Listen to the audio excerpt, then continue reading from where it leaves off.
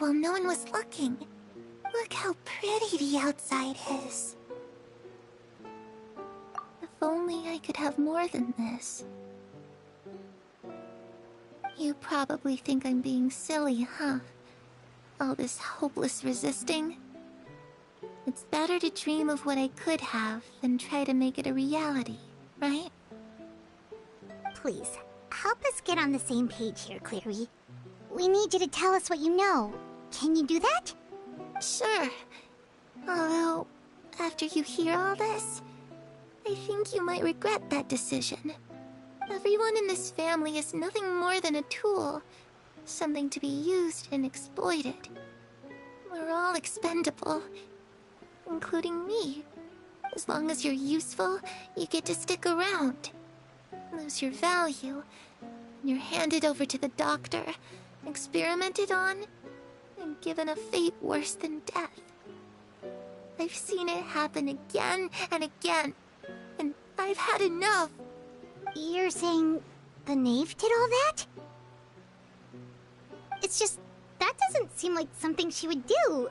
She's scary and all, but it seems like even she has lines she wouldn't cross. I knew you wouldn't believe me. Everyone thinks she's a good person. They all think of her like a real mother. Mother? But she doesn't deserve that title. She's disgraced it and tarnished it. And if I had things my way, I'd never see her again. If only Perry were here, she'd understand. Perry. There's that name again. Also, Paimon's getting a strange feeling. It almost feels like she's not really here with us. Paimon can't tell if she's actually talking to us or if she's mistaken us for someone else. Well, in any case, it seems like she really needs someone to talk to. We should keep her company for a little longer. She looks so young. But it seems like she's been through a lot. It's getting windy. I should close the window. Ooh, look at the moon. Isn't it pretty? Hey, wanna hear a secret? I heard that if you look up at the night sky in Snezhnaya, you can see the aurora. It's supposed to be super pretty. Even prettier than the moon tonight. Perry and I promised each other that once we're older, we're gonna go see it together. But I can't find her. I'm worried she's also been... No, that wouldn't happen to her. She's special. Mother likes her a lot. I should really go talk to Mother, but we just fought. She doesn't want to see me, and I'm too scared to face her. What should I do?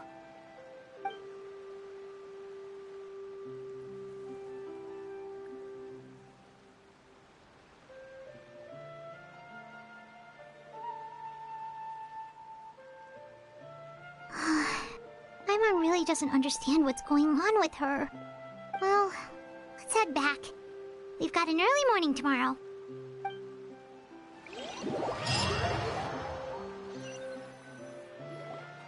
All right, looks like we're all here. Let's go ahead with the plan. Oh? What is it? What makes you ask that? Well, we kinda ran into Clairview last night, and that's what she told us. We met the doctor back in Sumeru. He's super dangerous, and he's done all sorts of bad things. It's possible that Father and the Doctor have had certain dealings, but I don't think Father would work with him. We're not really on the same side, so there's not a lot of trust between them. That doesn't exactly set the stage for a successful partnership. I did hear, though, that when Father first became a Harbinger, the Doctor offered to work with the House of the Hearth. Father rejected most of his proposals, except for one. It had to do with some sort of secret experiment. Secret experiment? Could that be what Clairview was talking about? I don't think so. I don't know any details about the experiment itself, but I do know it's an entirely independent operation.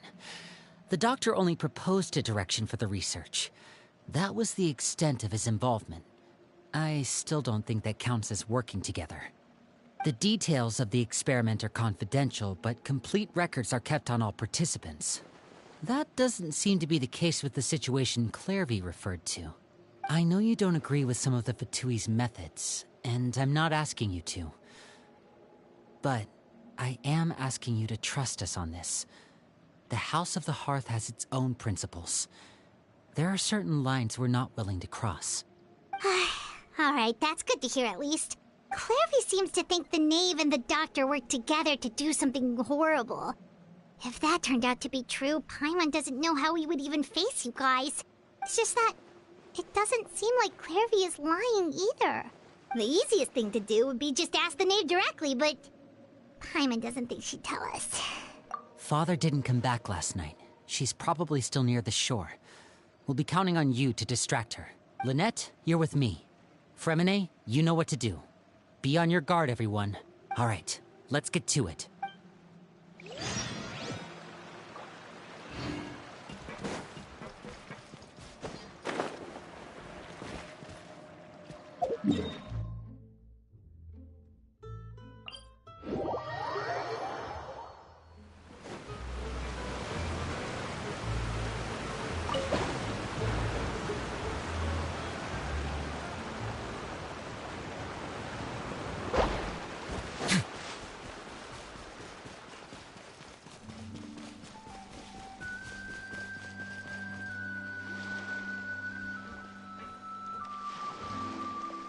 Ah, it's you two again. I must say, you look a bit pale. Did you have trouble sleeping last night? A little. Perhaps if you had less on your mind, you'd be able to absolve yourself of such troubles. So what are you planning to do now? Catch up on some sleep? Or should I give you some time to rack your brain for a topic to discuss before I ask any questions? Although I must profess to being curious. Without child here, how do you plan on distracting me? Us? Distract you? A good one. But no, we were just here for a chat. Looks like you could have used some extra time to think. No matter. If you don't have any other plans, why don't you accompany me somewhere? Don't worry. I'll be sure to steer clear of any scheming children. The ocean breeze is sure nice today. Children always think they can hide things from the grown-ups. But nothing gets past me. Least of all a little scheming. I think I'll let them have at it for a little longer. I can be very patient. Well, I'll leave you to think things over. If you're so inclined, meet me outside the Palais Mermonia. Good things come to children who do as they're told. So I do hope you decide to tag along.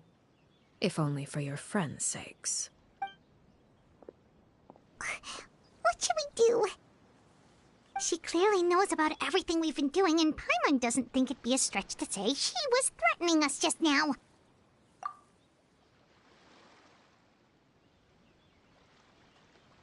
Oh, good idea. Hopefully he sees it in time. Well, we should probably head to the Palais Mermonia. Paimon doesn't want to find out what happens if we don't show up. Based on what the knave was saying just now, it sure didn't seem like it'd be anything good. Okay, then we probably shouldn't keep her waiting.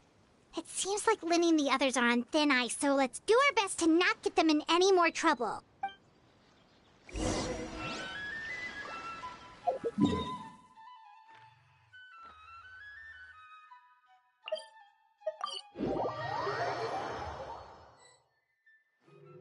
Seeing as we still have some time before my meeting, we might as well enjoy some pleasant conversation while we wait. I'm glad to see you get along with my children. Being surrounded by good companions is necessary for a child's development. You're not planning on doing anything to them, are you? I assume you're referring to Lenny, Lynette, and Fremine. Although, there's that situation with Filial and Nentoy as well. It appears quite a few people have been acting out lately. No matter. I'm not one to discriminate. All those who betray the house meet the same fate. There are no exceptions. Does that mean you're going to kill them? Oh, are you here to beg for their lives? I'm sorry to disappoint, but the rules of the house change for no one. In my organization, everyone is responsible for their own actions. But don't you care about them at all? They really respect you. They even call you father. You must feel something for them. Any organization in which feelings come before principles is one destined for ruin. The House of the Hearth is hardly an exception. You could say our principles are more stringent than most. Perhaps I can offer you this consolation at least. As our guests, you two will not be held accountable along with them. I would imagine Linny, Lynette, and Fremine will be able to keep their lives. As for Filion and Toy and the others, I'm afraid there's little I can do. They can try to escape, but once you know our secrets, there's no getting out alive. But that's awful. Ah, you seem concerned. Out of consideration for my guests, I suppose I could turn a blind eye for a little longer. If Linny and the others manage to dispose of Clairvy in the meantime, all evidence of their wrongdoing will be lost.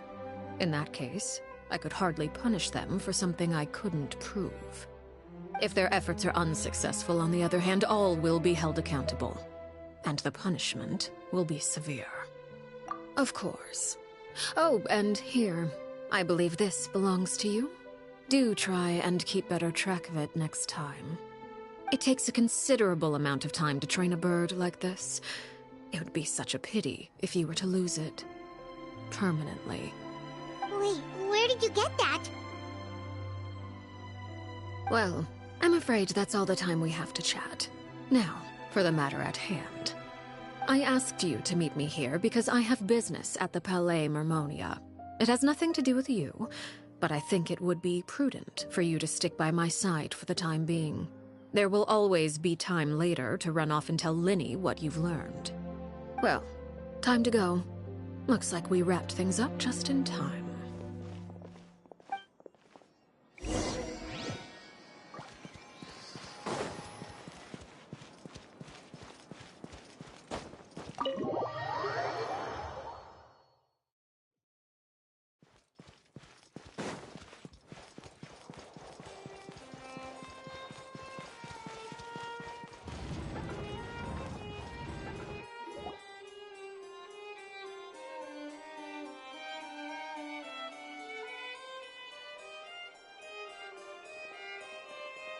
It's been a while, Monsieur Neuvillette.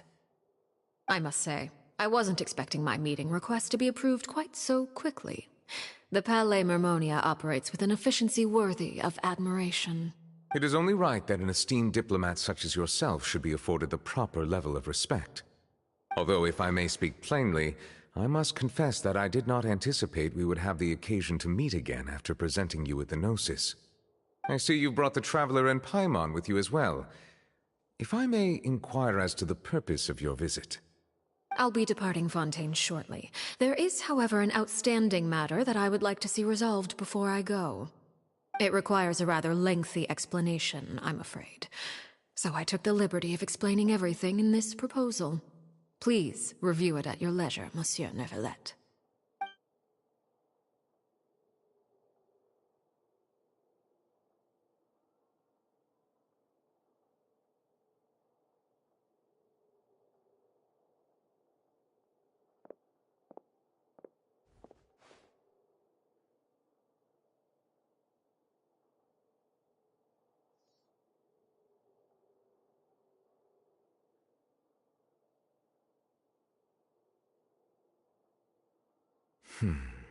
I understand your request. However, at the risk of causing offense, I must admit that I fail to see why you would wish for such a thing. I heard you have a certain fondness for water tasting, Monsieur Neuvillette, so allow me to use water as an analogy. A family is like a large body of water with countless rivers flowing in and out. As someone who watches over this system, I would hope that each river that flows from the source will eventually reach the ocean. Of course, objectively speaking, I know this is impossible. Most of the rivers will dry up along the way, disappearing into the ground and leaving nothing but a barren riverbed behind. Not all rivers are destined to reach the ocean. but I would not see their existence rendered meaningless. I believe the water that flows within them is simply meant for a different destination, like a field in need of irrigation.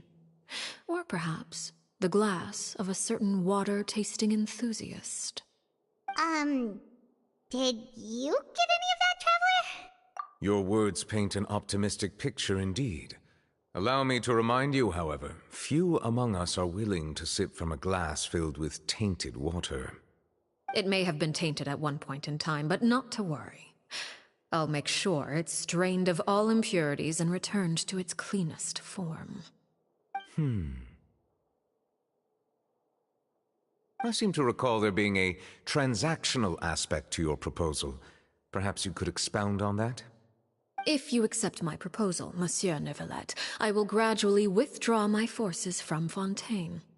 And, unless absolutely necessary, I will no longer carry out any special missions within Fontaine. I presume I can take your words to mean that, in the future, cases similar to the Tartuffe assassination will cease to cross my desk? Tartuffe? Ah, that thief who embezzled funds from all those charities, you mean? My deepest condolences to his family, but without any evidence, I cannot imagine how the House of the Hearth might have been involved in his passing. Of course, if you accept my proposal, Monsieur Neuvillette, I'm sure certain measures could be taken to reduce the frequency of such troubles. You choose your words carefully indeed. In that case, I am inclined to accept your proposal. My thanks for your generosity, Monsieur Neuvillette. Well, with that settled, we should be going now. I took the liberty of bringing along 2 bottles of spring water from Snezhnaya for you to enjoy. I do hope I get the chance to hear your impressions. Perhaps at our next meeting, yes? Indeed. I trust you would not overlook your commitment in the meantime. All right, Traveler Paimon. Time to go.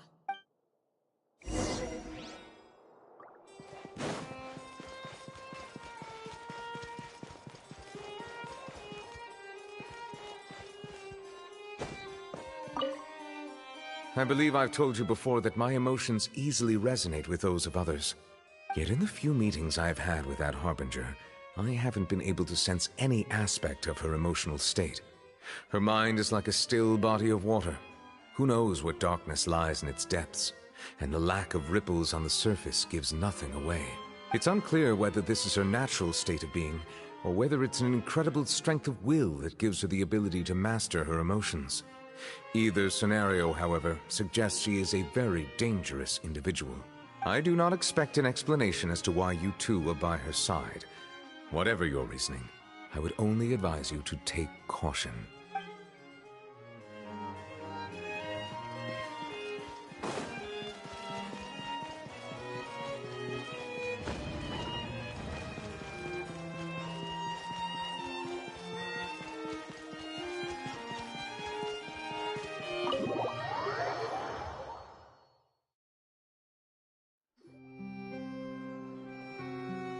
So, what exactly were you talking about back there? Paimon only heard you mention some rivers, a large body of water, and then some kind of irrigation scheme. You really want to know? I would imagine there might be more pressing concerns at the moment. Winnie, Paimon really hopes everything's going okay. Oh, Paimon recognizes that look. You've got your thinking cap on, don't you, Traveler?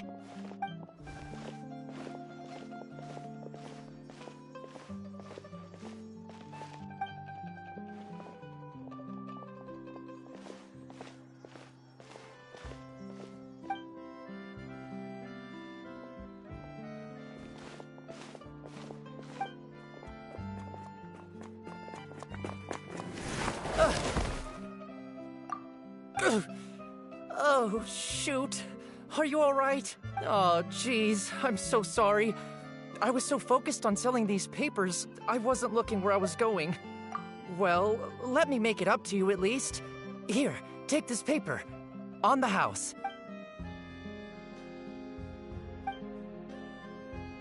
Oh, you don't have to give us anything. Please, I want to. It's not like I'm short on supply. All the extras will be useless come tomorrow anyway. It's my fault, really. I was just trying to bring home some extra mora for the family, but I bit off more than I can chew. I haven't had many takers today, so I'm still swimming in papers. What's going on here? Nothing much. I just ran into your friend here on accident. I should probably get going, actually, so... Hold on. Of course, I'm happy to compensate you with mora, it's just...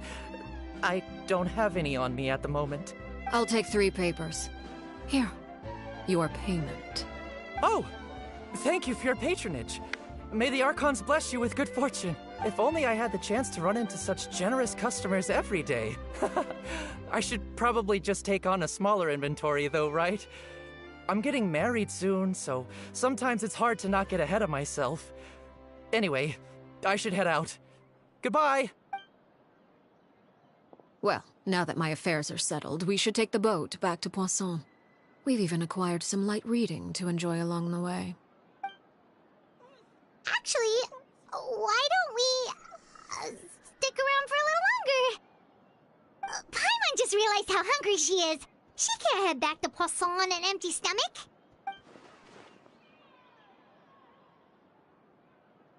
It appears you two are under the impression that delaying our return will somehow alter the situation in your favor. I'm sorry to ruin your fantasy, but your efforts are meaningless. That being said, I could be persuaded to give Linny some extra time. I just have one condition. If you agree to my request, I'll even answer some of your questions. You're quite curious about Clorinde, are you not? And my relationship to her. Wait, why are you being so generous all of a sudden? You're not gonna ask us to do something bad, are you? You overestimate yourself. You don't have the talent for bad things. Then what can you possibly... The most important consideration in a negotiation is that both sides receive something they want. Demands and threats only get you so far. Wonderful. Here it is. When the time comes, make the choice that you deem most appropriate in the situation, and lend your help to the House of the Hearth. Okay, sounds normal enough. But what do you mean, when the time comes? When is that supposed to be? That is for you to decide. Then we have a deal. Follow me.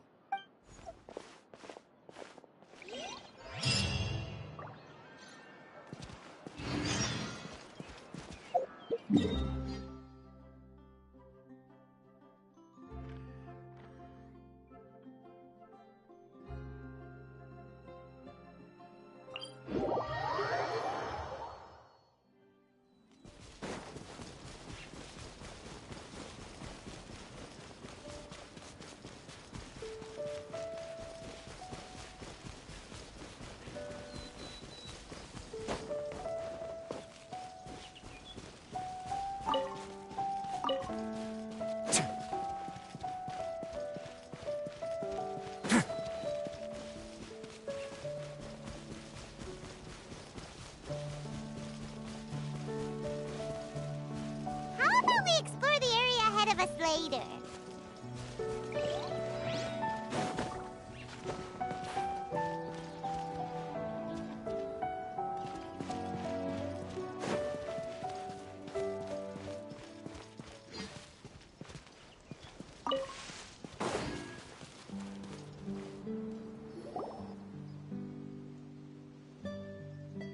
What is this place? Somewhere long forgotten by everyone. It used to be a grand building. Now it's nothing more than a pile of rubble. No one comes here anymore, nor does anyone care about what once happened here. Although, this place does have something to do with the story I'm about to tell you. It was before I became a Harbinger, and before Linny and the others joined the House of the Hearth.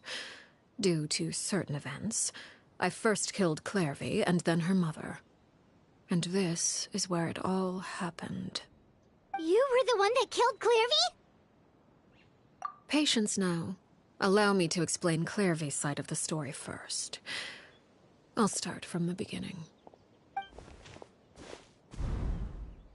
Clorinde was 6 years old when she was brought by her mother, Crucibina, to live in the House of the Hearth.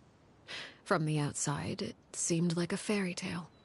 A thriving family made up of kind adults and friendly children.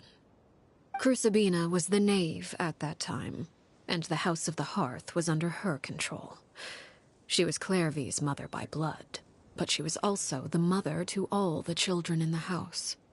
Clorinde was happy here, for a time. But she quickly realized that being part of this family wasn't a fairy tale at all. It was a kind of purgatory. Purgatory? Exactly. The House of the Hearth takes in war orphans from all over Teyvat. But as for how to raise them, that depends entirely on the person in charge. Crucibina came up with a novel idea.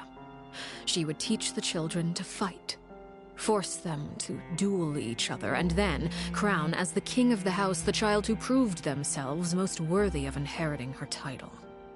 It's difficult to estimate the number of children who died or were maimed in the process. There's little I can say about the ones who died. The ones that emerged with permanent injuries, on the other hand, well, they still served a purpose. They would be handed over to the doctor to be experimented on, or sent away on dangerous missions. Nothing more than tools to be used and then discarded. So those were the experiments Clorinde was talking about. But what actually happened to her?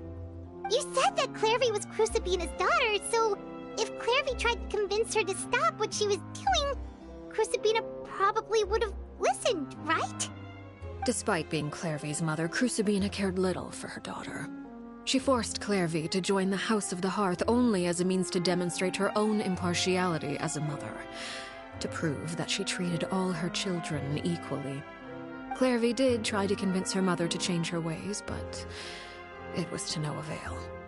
After her efforts failed, the only other option was to rise up and try to fight back. Unfortunately, the other children had already been thoroughly indoctrinated into the illusion of happiness Crucibina had created. Of course, there was one exception.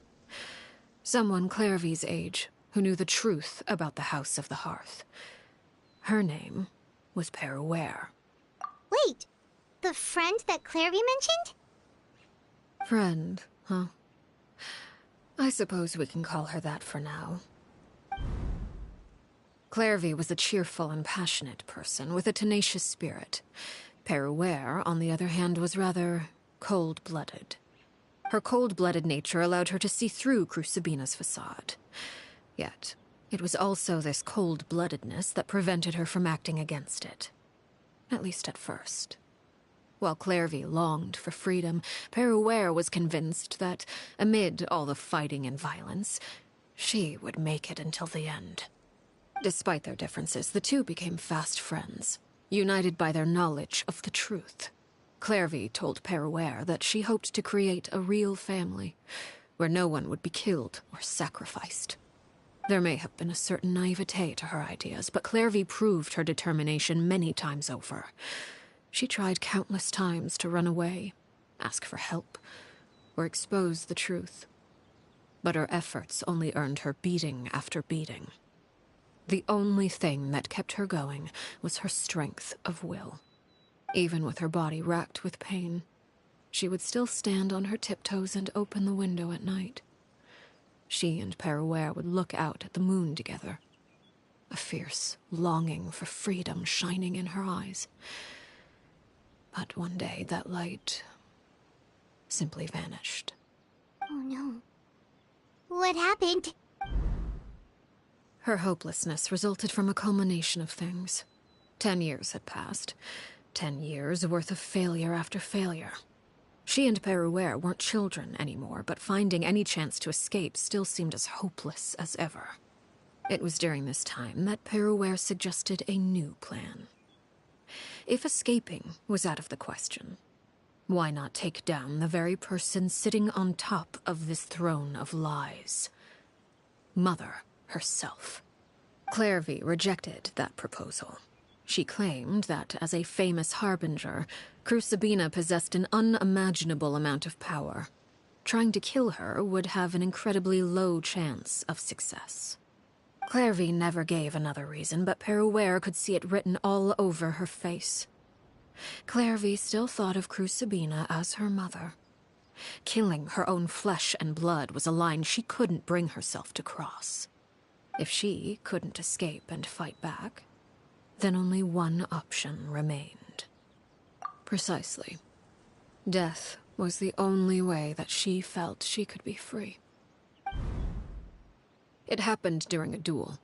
When she arrived at the dueling ring that day, her partner turned out to be none other than Perouere, the very person that had stood by her side all those years. It was a fierce battle, but ultimately, Clorinde decided to let Perouere end her life. From that moment on, Perouere's journey was one written in flames. When the rain finally came and washed it all away, there she stood, the sole victor in Mother's endless game of slaughter. A trail of corpses strewn across her path to success. It was the very result she had predicted 10 years prior. Even then, she believed she would make it until the end. She wasn't surprised by the fact that she emerged as Mother's undisputed heir. Rather, her success left her with an inexplicable sense of restlessness. She was unsettled, and there was only one thing that could quell that sensation. Perhaps you two would like to take a guess as to what it was? Crucibina, you mean? But... Correct. This is the place where Perouere killed her best friend. A mere year later, this is also the place where she fought tooth and nail to kill the mother they shared. The moment she acted, any conception of what was right or wrong ceased to matter. It's one of the principles of the house. Only those who survive get to write the rules. Perouere won the battle, and became a harbinger herself. After which Her Majesty, the Tsaritsa, bestowed upon her a new name. Arlecchino. So the Perry Clorinde was talking about... It was you all along. You're Perouere. Arlecchino is just a name you got later. I left that name behind long ago. I must say, hearing it now does bring back memories. After I defeated Crucibina, the moniker of Mother died with her. I chose to forego the title she called herself, and even chose to give up my own name. I rebuilt the House of the Hearth under a new identity. Not only as Arlecchino, but as father. And that is where the story ends. Any more questions? Yeah. Based on what you just told us, Clorinde wasn't a little kid when she was killed. So the Clorinde we met... Was she really a spirit at all? I suppose you could call her an illusion born of flame. Her existence is like ashes to a fire. Something left over in the wake of blaze and ruin. You see, a certain power runs through my veins. It's not unlike a curse. My flames leave behind shadows of anything they consume. Of course, the chances of those shadows morphing into a sentient entity are exceedingly slim. Clorinde is a very special case. Clorinde died when she was 16 years old, but what emerged from the flames was her 6-year-old self. Her appearance wasn't the only thing affected. Most of her memories were lost to the blaze as well. Memory is a mysterious thing indeed. Losing a portion of your memories will alter your sense of self. Lose 10 years' worth, however, and it would be like living in the past. Like returning to a version of yourself that never grew up. No wonder Paimon got such a weird feeling when we were talking to her. Perhaps I should put it this way. Clairvy is someone trapped in time. It may seem like she exists with us in the present, but she truly lives in the confines of her own past. So if all of that is true, then you must have known about Clairvy for a long time. Indeed. She's a rather volatile and unstable entity. Sometimes she would look after the children. She's even saved some of their lives. But other times, she would hide from me and become obsessed with revealing the truth about the house to anyone who will listen. Shadows don't have the capacity to learn or grow. Any new information they encounter is quickly forgotten over time. Your attempts to expose Clairvy to sunlight, they failed, yes? The reason is actually quite simple. In Clairvy's mind, the house is impossible to escape, and it is this very perception that traps her there. But no matter. All I have to do is kill her again, and all will be resolved. I don't anticipate so much as a single speck of ash will be left behind this time. Wait! Paimon can understand why you might want her gone, but isn't there another way? So what if she's trapped in her 6-year-old self? She's still your friend! At least talk to her first! It's too late for that. She broke the rules, and now she must be punished. That goes for Filial and Nantoy as well. She's had quite the effect on them. I hope you understand. The difference between Crucibina and myself lies in our formulation of the rules, not our policy for enforcing them. Upholding the rules without question is a trait we both share, because that is how a household should be run. Is this really what you want to do? Whatever could you mean? Don't you want to say a proper goodbye at least? Whether as a killer or as a father, there are two things that must be avoided at all costs: anger and sorrow. Anger makes you impulsive. Sorrow causes you to waver. Well, it appears it's about time to proceed. Before we arrived, I told some of my well-behaved children to bring our troublemakers here by nightfall. I do believe I've kept my end of the deal. I gave your friends quite a bit more time. As for what happens now, we'll just have to wait and see.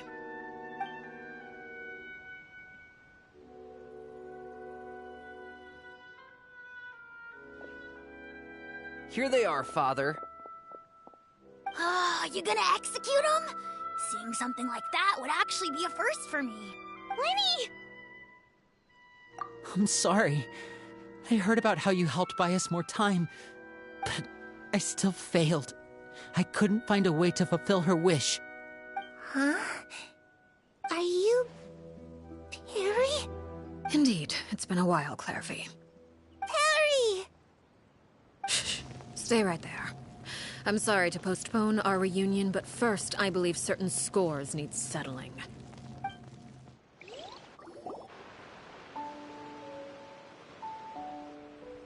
Father, let me explain. Out of my way. Father! You chose to conceal a threat to the house, and for that, you must be punished. Overall, however, I suppose your wrongdoing is hardly the most egregious of the bunch, so I'll deal with your punishments later. As for right now, the more pressing concerns are the traitors among us. By traitors? Do you mean us? Father, let me explain. We didn't mean to... Fultz, why don't you share what you heard? Yes, Father. Secret Midnight Meeting number 3. Participants, Filial, Nantoy, Sato, Toddy. Nantoy clearly said, if only Father wasn't the one who took us in. Sato added, I'm sick of this life. I just want to live as a normal person. Filial was the worst of them all. She called us crazies and said a bunch of mean things about Father. I did not! You're lying! Fultz is trying to frame us. It's not like I'm the only one who heard those things.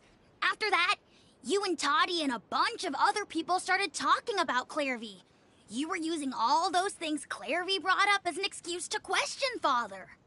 We're birds locked in a cage. The only way out is to destroy it.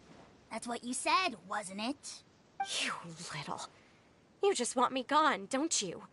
What did I ever do to you, huh? And you, Sheplo, have you forgotten who stood by your sickbed, watched over you, and changed your dressings? Come on, let's hear it then. What's your reason for all this? You're wrong, Filiol. We don't want you to die. You're our family. Liar. You wouldn't be doing this if that were the case.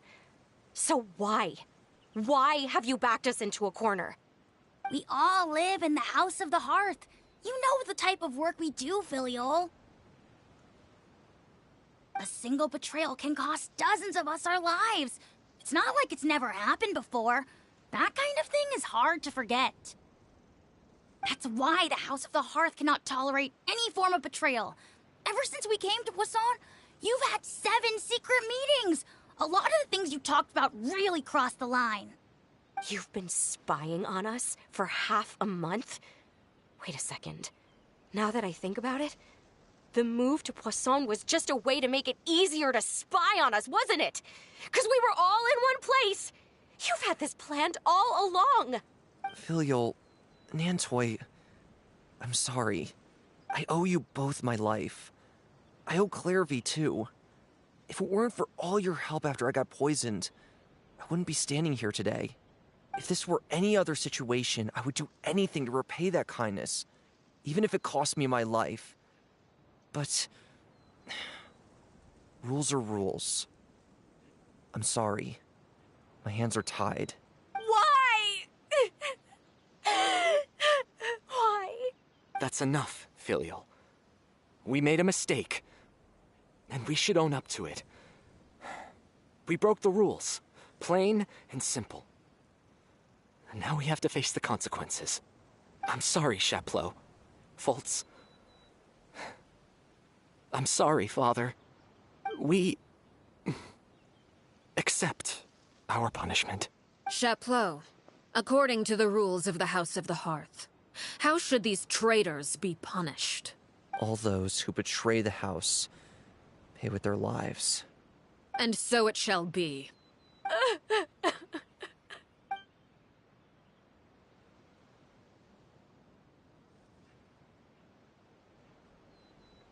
Father, please wait! Something you want to say, Linny? Please reconsider, Father. What Filiol and the others did, does it really count as betrayal? We all come from broken families. From the very first day we joined the House of the Hearth, we wanted nothing more than to make it a real home. But the truth is, none of us know what a real home should look like. I'm not saying I have all the answers. All I know is this. Killing Filiol and the others may uphold the rules, but doing so will only bring us further away from being a real family than we've ever been. So please, Father, please reconsider. I agree with Linny. Father, please. Linny, you... I also agree with Linny. An order once given cannot be rescinded. However, given the extent of your determination, I suppose we shall have to go about this a different way. Draw your weapons and face me. Our weapons? Father, are you referring to a duel? Precisely. The rules of the house will not be altered. Traitors must be punished. However, resolving disputes with a duel is also one of our rules, one that also applies to me. Demonstrate a sufficient showing of strength, and I shall offer a concession. Wait. Beat Father in a duel? Impossible. Father is way too strong, even for Linny.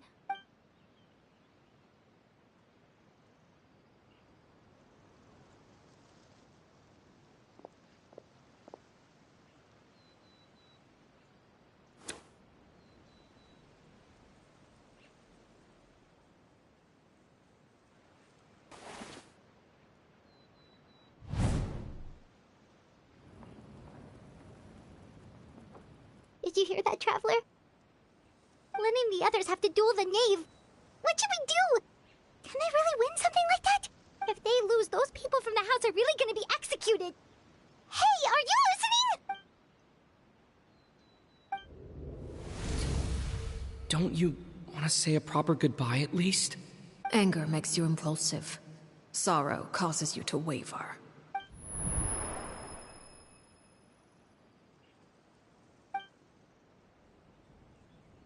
Oh. Looking at that expression on her face, she seems really serious about this. Guess that means there's no chance she's throwing the duel on purpose, huh? When guests are around, families are often on their best behavior. And any disputes are less likely to escalate.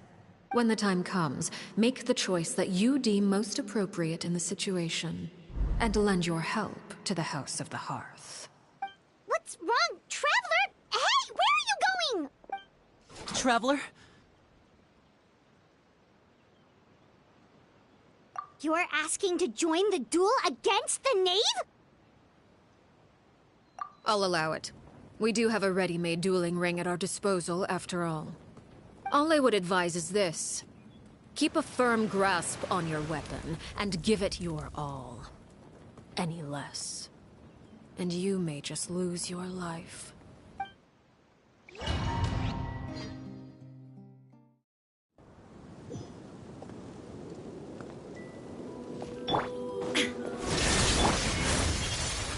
Solidify! This is order!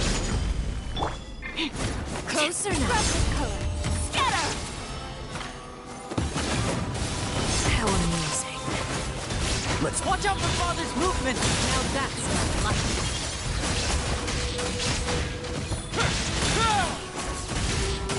With the fall of darkness, destruction shall rise. The countdown has begun. Stabilize! Have a taste of purgatory. Father's even stronger than I expected.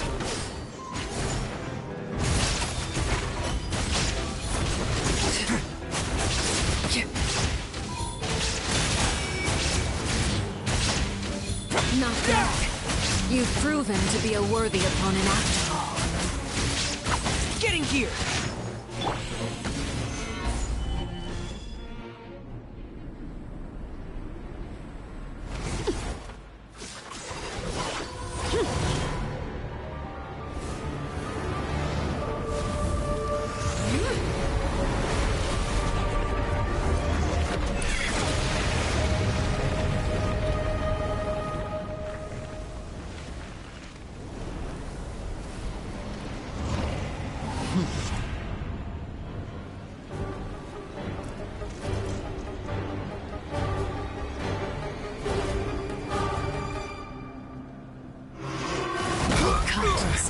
I will have order! My blade is all that remains. There is no escape.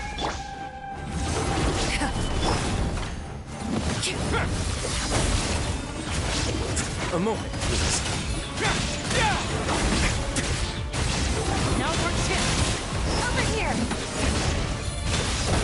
Sometimes only the beginning. Inazuma Shining!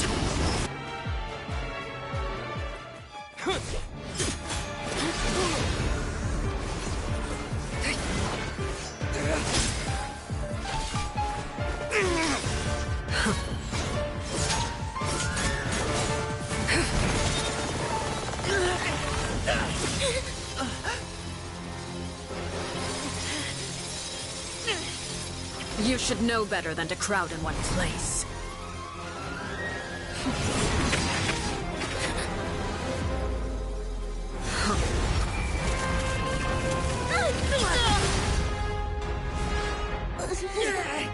Oh, I know. No! I'm sorry, Father!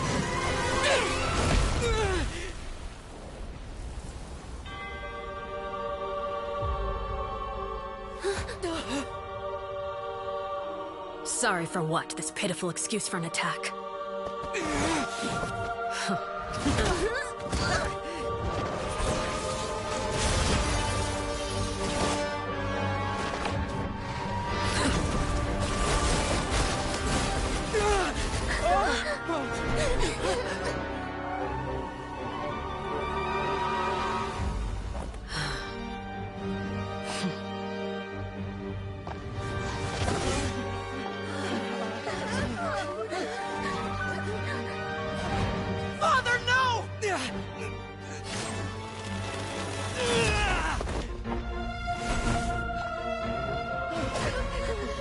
made it out, did you? You're stronger than I expected.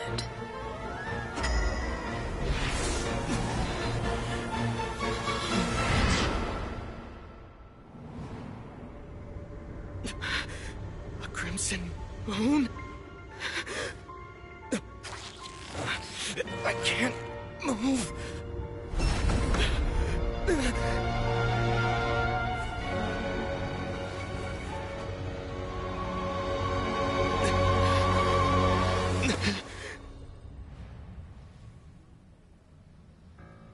Still, not strong enough to beat me.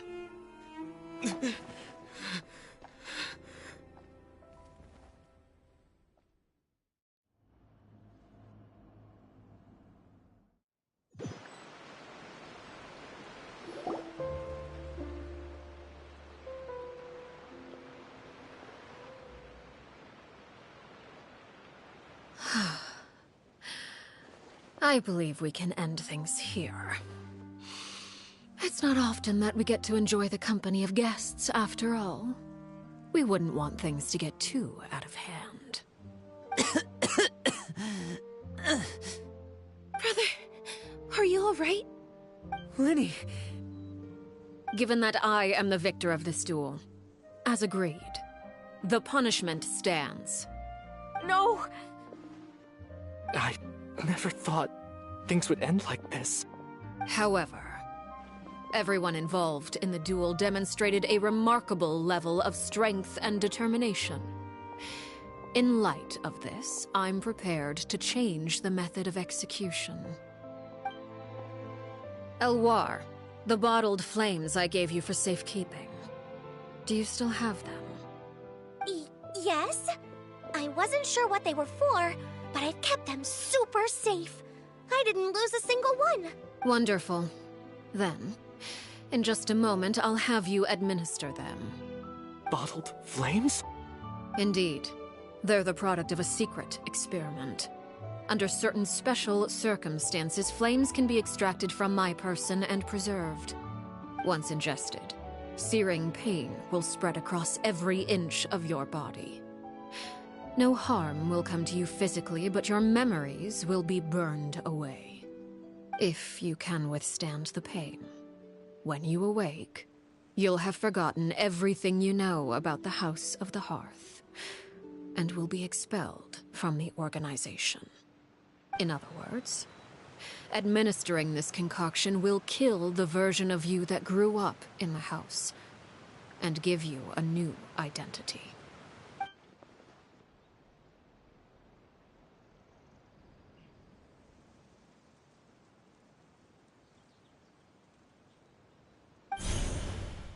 Memory is a mysterious thing indeed. Losing a portion of your memories will alter your sense of self.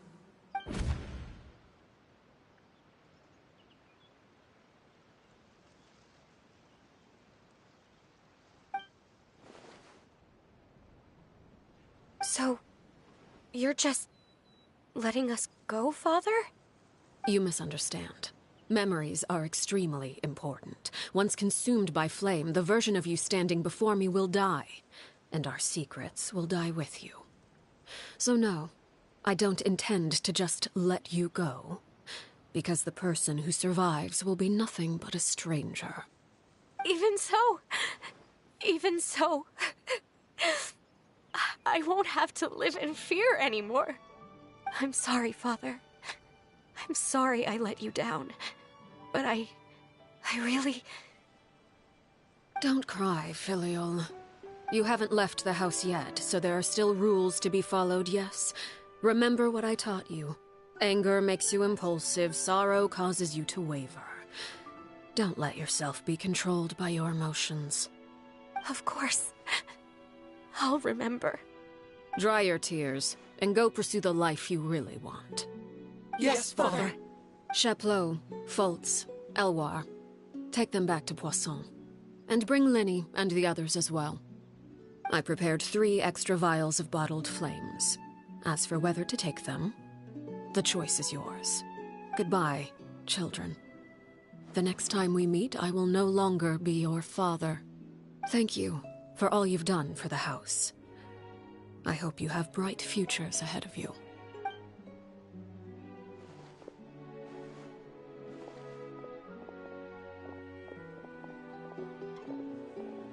Father. Let's go.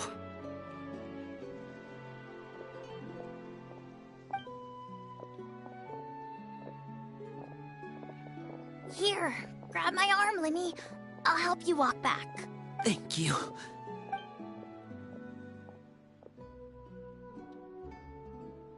Clorinde.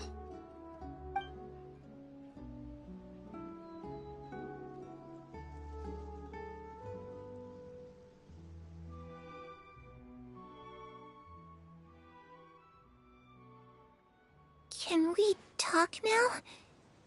I've been waiting for a super long time.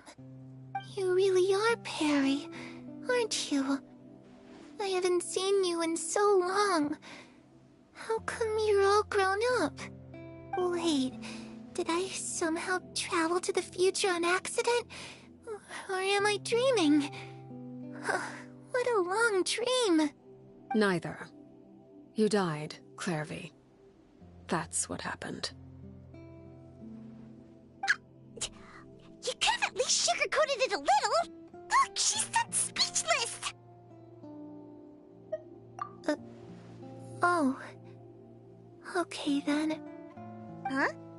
That's it? You accepted it just like that? Yep. If that's what Perry says happened, then I believe her. Perry wouldn't lie to me. Plus, I don't really need to know why I'm like this. I'm more curious about what happens in the future. If you're a harbinger now, Perry, that means Mother is gone, isn't she? Can you tell me about it? I want to know what happened to her. And to me. You never stopped trying to defy fate. At first, no one believed you. You could only vent your frustrations to the moon. In fact, you often sought comfort in the night sky. You wanted to see the aurora, so one night we promised each other we would go to Snezhnaya to see it together. Later on, you tried to run away, but you were brought back each time. Mother spared your life, but it wasn't out of kindness. Instead, she decided to make an example of you by slowly torturing you over time. That way, the other children would know what happens to traitors. Still, you never gave up. Mother hoped that through ruthless duel after ruthless duel, she would be able to crown an ultimate victor among the children she raised. But you called on everyone to unite, to fight to a draw in order to reduce casualties. Your efforts may have only delayed the inevitable, but still. You gave them hope. You tried everything you could think of, but every attempt ended in failure. Still, you never turned your sword on Crucibina, and you never turned it on me. On that gloomy day, you told me, "For the last 16 years of my life, I've done everything I can to fight for freedom. But now, I realize that the only freedom I truly possess is the freedom to choose to die." I never imagined I would say something like that. I must have been feeling really worn down. But somehow, I still think I understand. According to Mother's plan, only one of us was going to make it until the end. And I always hoped that person would be you. If I could do it all over again, I still don't think I would make a different choice. Even when I first met you, I knew you'd be able to do what I couldn't. Is that so? Even now, I'm not sure I truly understand what kind of freedom you were trying to pursue. But as the head of the House of the Hearth, and as the children's father, I've tried to give them the most basic of freedoms. The freedom to choose their own fate. It's something I discussed with the Iudex of Fontaine. The children who want to leave the house will have their memories wiped clean of all secrets pertaining to the organization. In return, they will be allowed to live a normal life in Fontaine without being prosecuted for their past. Of course, I won't simply hand freedom to them on a silver platter. They have to fight for it and prove themselves worthy of it. Only freedom that is earned has true value. That's more than enough. That's exactly the kind of life I was fighting for. You know, Perry, I think you're a pretty amazing king, and a really great father, too. I'm really happy that you're the one who took over the house. I guess I do have one regret, though. I still haven't seen the outside world. Well, it just so happens that our dear guests over here have been to many nations and traveled to countless places. Perhaps they would be willing to tell you what the outside world is like. Really? Of course! We've traveled all over the place. We've got so many stories, we could probably talk your ears off for 3 days straight. You know, I used to dream of being a bard, playing the lute while singing into the winds of freedom. Even if there was no one there to listen, I would have continued to sing no matter what. Ah, that's where Mora comes from. I never knew that before. If I had some Mora, I would buy 3 new dresses. One for me, one for Perry, and one for Mother. It's just too bad Perry doesn't like wearing dresses. And Mother, well, she probably wouldn't accept something like that either.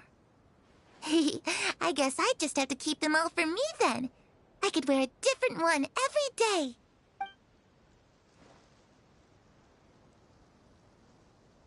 Those yokai you mentioned, what do they look like? I once saw a drawing of this one guy with horns on his head and a super scary face. Are there any yokai like that? Oh, sounds like you're talking about an Oni. Yep, we've met one, and let Paimon tell you, they're not nearly as scary as they look. I was always too afraid to skip Mother's fighting lessons. But at the academia, I bet you could do all sorts of secret things in class. Things that have nothing to do with studying. I'm just kidding. Being able to study whatever you want without having to fear for your life actually sounds pretty great.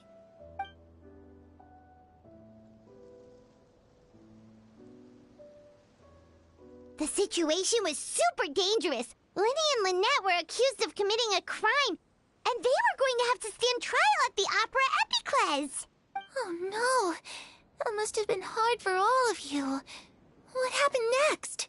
Don't worry, we were able to turn the situation around super quickly. All thanks to Detective Paimon, of course. How'd you do that? Come on, tell me. Okay, so it was like this. After the failed magic show, we rushed to the scene and...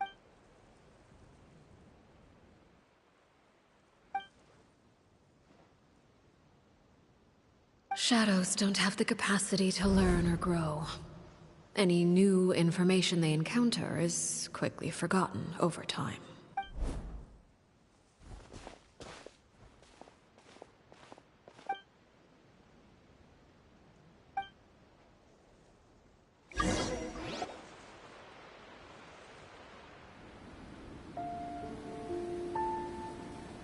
Clorinde, you've worked tirelessly from the shadows to overthrow the House of the Hearth. Now, by my authority as the Knave, I shall announce how this matter ends. You are hereby expelled from the House of the Hearth. You are no longer tied to this place, nor are you bound by its rules. You're saying that I can finally leave? I get to experience the outside world as well? Oh, I almost forgot. There's no getting older for me. Still, seeing who you grew up to be makes me really happy, Parallel. Take care of yourself. Goodbye. May we meet again someday.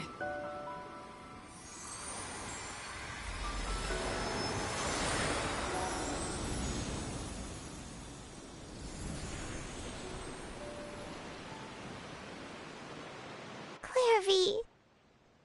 She left so soon. Paimon didn't even get to finish her story. I also have certain sentiments left unsaid. I wanted to tell her that the aurora I saw in Snezhnaya was just as beautiful as the ones in the pictures. But a shadow's memories reset at dawn. Had we delayed any longer, we wouldn't have had the time to say goodbye. Whatever regrets may linger, let them be lost to the coming of a new day. Father? It's Linny! Hey, Linny!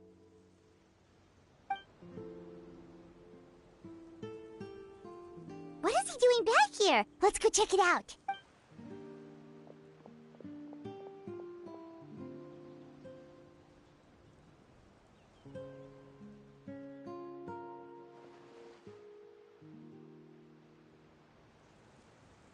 Father, the bottled flames have been administered. Filial and the others have left the house. And you? What have you decided? Thank you for giving us that choice, Father. But we never wanted to leave the house.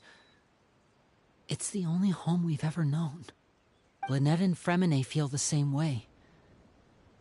They're recuperating back at the Hotel Bouffe d'été. But I decided to come back and tell you where we stood. I'm sure you're well aware of the expectations I have for you. I want you to follow in my footsteps and become the next king of the house. Yet you seem to have different ideas. I must admit, I'm rather surprised by your decision to stay. There's nothing wrong with choosing to live a quiet life. Leading this organization is a heavy responsibility, one not so easily carried by someone forced onto the throne. I just never understood what you saw in me. What made you believe I was deserving of that throne? You're brave, talented, and, most importantly, you cherish your family. You would do anything to protect them. Even if it costs you your life.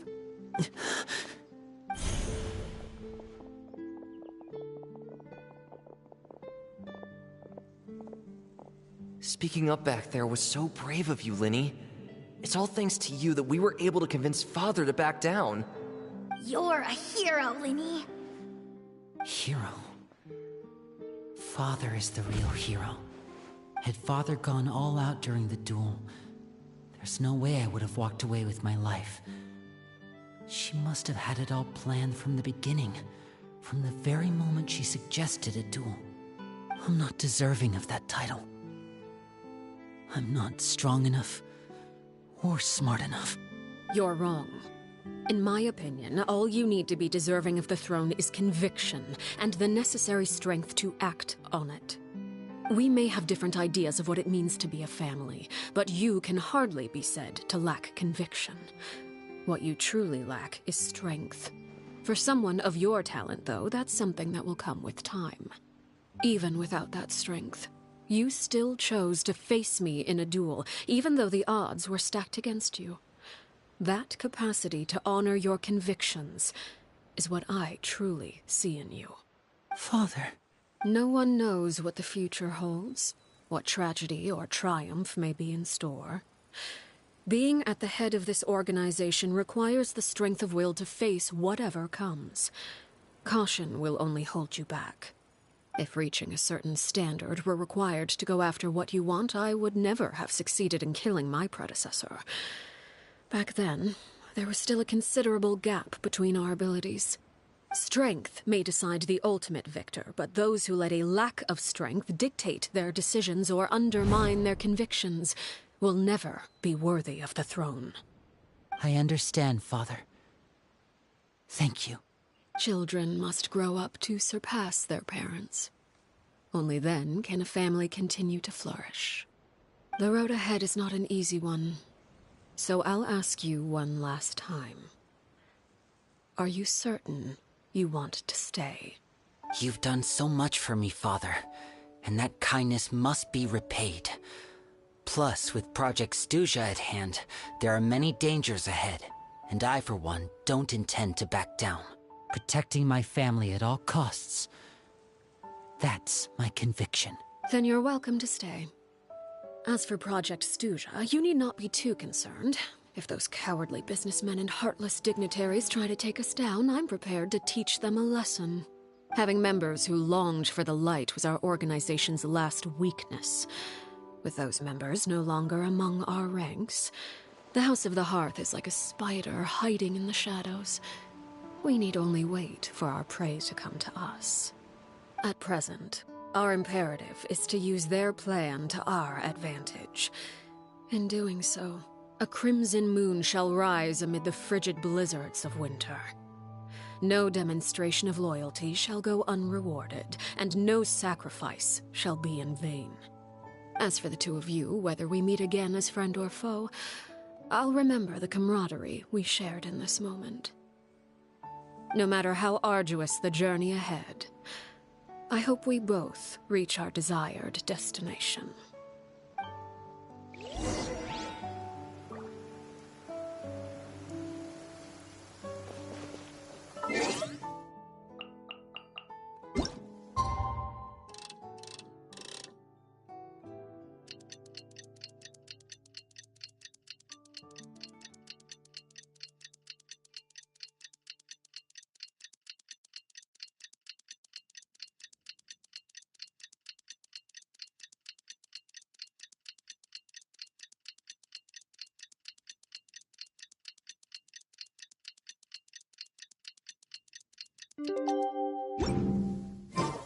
All the world. Didn't Winnie say that Lynette and Fremine were recovering at the Hotel Bouffe d'été? Paimon wonders how they're doing. Maybe we should go check on them.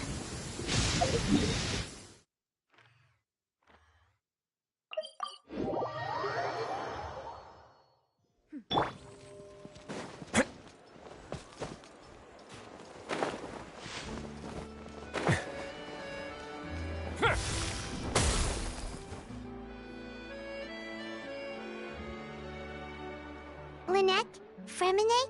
How are you feeling? Much better. Whew, what a relief! What about you? Are you feeling alright? I knew you'd come out unscathed. Us, on the other hand, well, we've been bedridden for 2 days. I couldn't even turn over. Oh, and I wanted to ask, is Clorinde gone? Linny and the other members have left Poisson and returned to the House of the Hearth. According to him, there haven't been any more sightings of a spirit roaming the house. I see. I'm glad. Father came to check up on us 2 days ago and told us about what happened with Crucibina and Clorinde. Actually, I've met Crucibina before. Wait, what? You've met the former knave? Crucibina died a year after Clorinde. It was during the year between their deaths that I joined the House of the Hearth. Crucibina had an extremely cruel and radical way of doing things. While she was alive, the atmosphere in the house was suffocating. When I joined, though, the experiment she valued so much had already come to an end, and all the people involved, dead and injured alike, were gone. Crucibina never talked about the past with us newcomers. A couple of months after I joined, Father killed Crucibina and burned all her files. With that, the names of all the people subjected to her experiments, Clorinde included, were lost to the flames, along with the painful memories they represented. Father took in Lenny and me a couple months after that, but she never mentioned anything about Crucibina or Clorinde. It really seems like something she was planning to keep to herself. The last time you talked to her, did she mention why she kept it a secret for so long? She said she didn't want us to be affected by the darkness of the past. She was worried we'd develop a false sense of gratitude towards her if we knew about it. The foundation of a family should be free of any corrupting influence. Whatever happened in the past, it has nothing to do with who we are now. And that's what Father told us in the end. But I still thanked her for everything. It was only after hearing about what Crucibina did that I finally realized how insignificant our lives could have been. The members of the house meant nothing to her. To say that she valued them in any way, even just as a tool, would probably be giving her too much credit. If Father hadn't taken over the House of the Hearth, I probably would have already...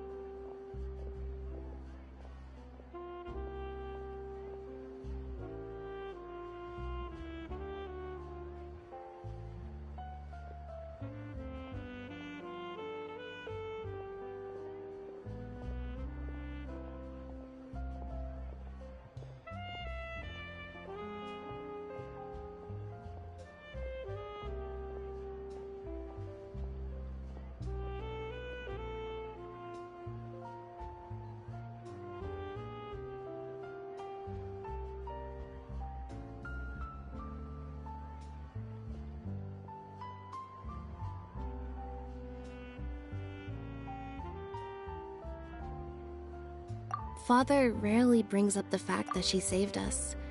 She doesn't believe that being indebted to her should be what ties us together.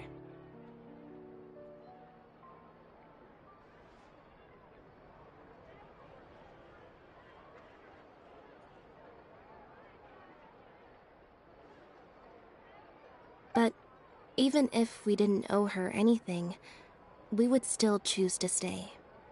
Because this is our home. We may have arguments or times when we feel wronged. Some people may even choose to leave. But as long as Father is here, we will always have a home.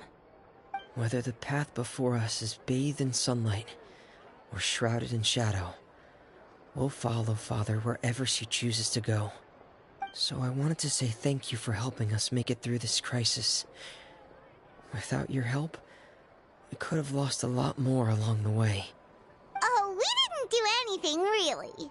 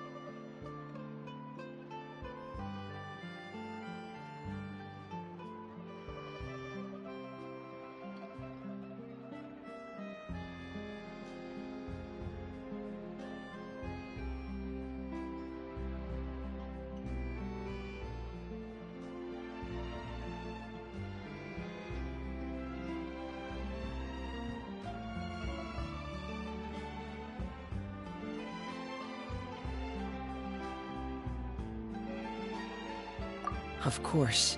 Are Filial and Nantoy okay? I actually saw them at a cafe this morning. They didn't recognize me. From what I could tell, they were drinking coffee and talking about one of the operas that started running recently. They seemed happy. If I had to take a guess, I would say they finally found the kind of life they always wished for.